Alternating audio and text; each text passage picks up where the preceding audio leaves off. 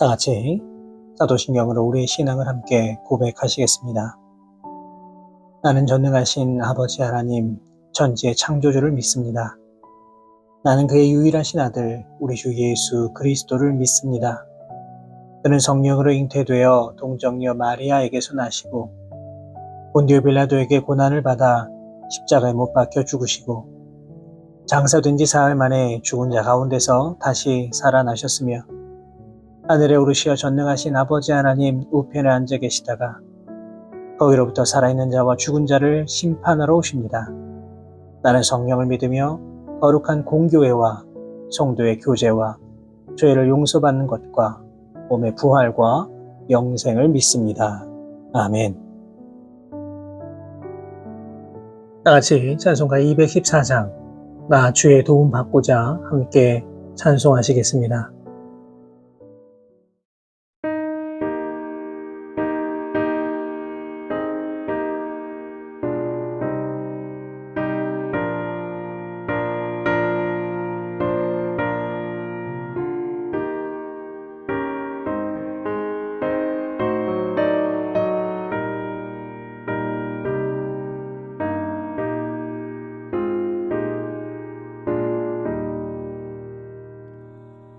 나 주의 도움 받고자 주 예수님께 빕니다. 그 구원 허락하시사 날 받아주소서.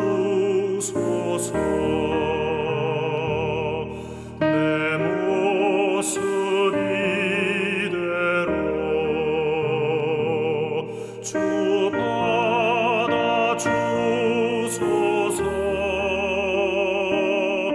날 위해 돌아가신 주 날 받아주소서.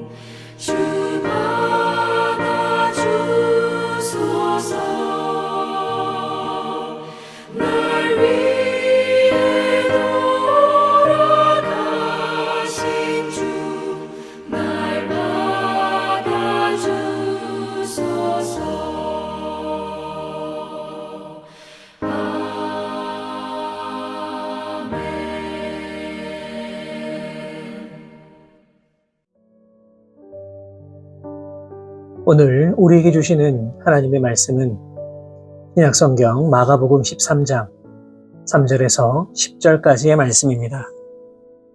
마가복음 13장 3절에서 10절까지의 말씀을 제가 받들어 봉독하겠습니다. 예수께서 감람산에서 성전을 마주대하여 앉으셨을 때에 베드로와 야고보와 요한과 안드레가 조용히 묻되 우리에게 이르소서 어느 때에 이런 일이 있겠사오며 이 모든 일이 이루어지려 할 때에 무슨 징조가 있사오리이까? 예수께서 이르시되 너희가 사람의 미혹을 받지 않도록 주의하라. 많은 사람이 내 이름으로 와서 이르되 내가 그라하여 많은 사람을 미혹하리라. 난리와 난리의 소문을 들을 때에 두려워하지 말라. 이런 일이 있어야 하되 아직 끝은 아니니라. 민족이 민족을, 나라가 나라를 대적하여 일어나겠고 곳곳에 지진이 있으며 기근이 있으리니 이는 재난의 시작이니라. 너희는 스스로 조심하라.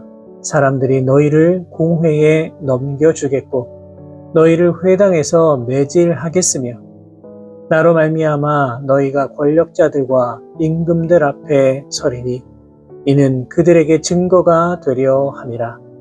또 복음이 먼저 만국에 전파되어야 할 것이니라. 아멘. 이 한국에서 방송되고 있는 프로그램 가운데 나는 자연인이다 라고 하는 그런 방송이 있습니다. 이 프로그램을 보시면 도심을 떠나 자연 속에서 살아가고 있는 정말 다양한 사람들의 모습이 나옵니다. 어떤 경우에는 어떻게 이런 곳에서 살 수 있을까 하는 마음이 들 정도로 이 대단한 분들이 참 많이 소개가 되고 있습니다. 그런데 이렇게 자연 속에 살고 있는 분들을 보고 있으면 공통적으로 발견되는 특징이 있습니다. 그것이 무엇일까요? 그것은 바로 자연 속에서 살아가는 나름의 생존 법칙이 다 있다는 것입니다. 어떻게 더위와 추위를 이길 수 있는지, 어떻게 자연 속에서 안전하게 살아갈 수 있는지, 어떤 것을 먹어야 하고 어떤 것을 먹지 말아야 하는 이 나름의 노하우와 방법을 다 가지고 있습니다. 생각해보면 우리도 마찬가지입니다. 우리가 세상을 살아가기 위해서는 각자 가지고 있는 나름의 생존 법칙이 분명히 있습니다. 그런데 영적인 부분도 그러합니다. 우리가 그리스도인으로 믿음을 가지고 이 땅을 살아가기 위해서는 나름의 생존 법칙이 있어야 합니다. 이 땅은 치열한 영적 전쟁터와도 같습니다. 우리가 이 믿음의 전쟁터에서 살아남기 위해서는 당연히 생존의 법칙을 알고 있어야 합니다. 그냥 대충 어떻게 되겠지라고 하는 마음으로 신앙생활을 한다면 결국에 우리는 이 전쟁에서 패배할 수밖에 없습니다. 이런 관점에서 보았을 때에 오늘 우리가 읽은 이 본문의 말씀은 이렇게 치열한 영적 전쟁터와도 같은 이 세상에서 살아남기 위하여서 우리가 어떤 노력과 훈련을 해야 하는지 그 지침을 알려주는 너무나도 귀한 말씀이라고 할 수가 있습니다. 예수님께서는 오늘 본문 1절과 2절 말씀을 통하여서 예루살렘 성전이 무너질 것이다 이렇게 예언하신 뒤에 베드로, 야고보, 요한, 안드레 이렇게 4명의 제자들과 함께 성전이 마주 보이는 감람산으로 올라가셨습니다. 이때 제자들은 예수님에게 조용히 묻습니다. 본문 4절의 말씀입니다. 어느 때에 이런 일이 있겠사오며 이 모든 일이 이루어지려 할 때에 무슨 징조가 있사오리까?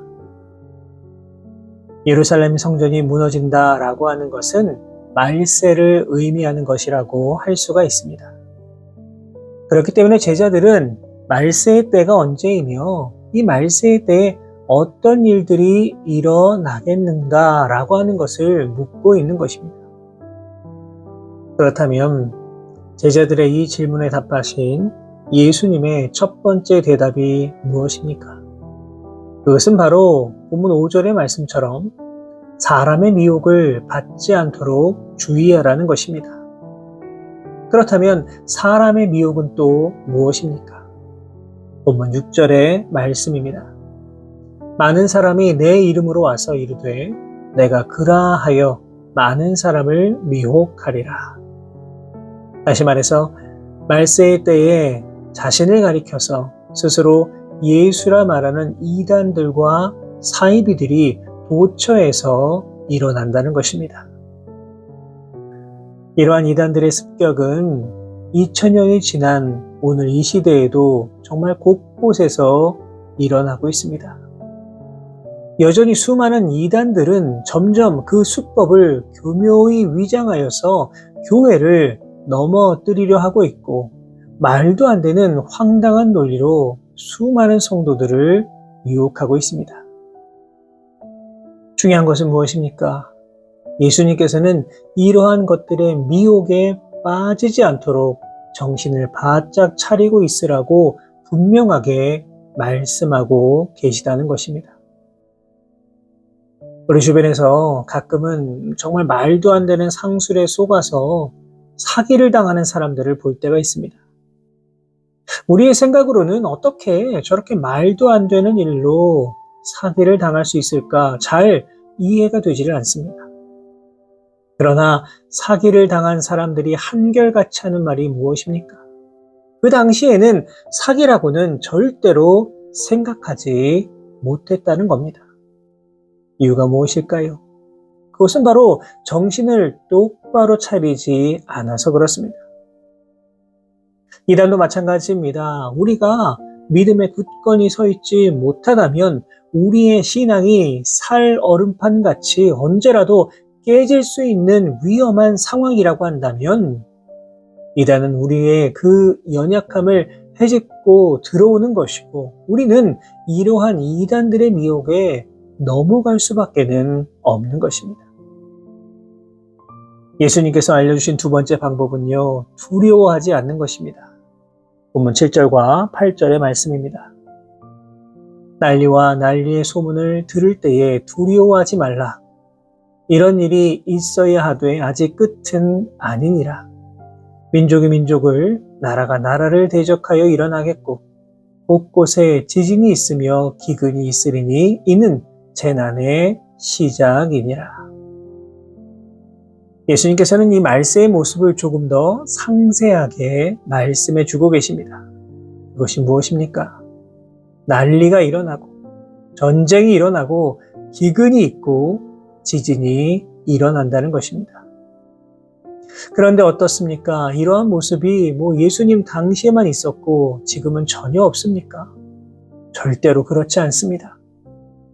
여전히 전쟁은 계속 진행 중입니다.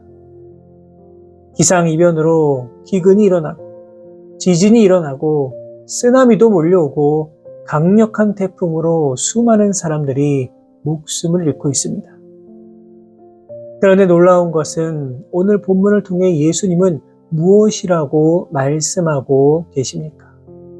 이러한 것들은 아직 끝이 아니고 재난의 시작이라고 말씀하고 계십니다.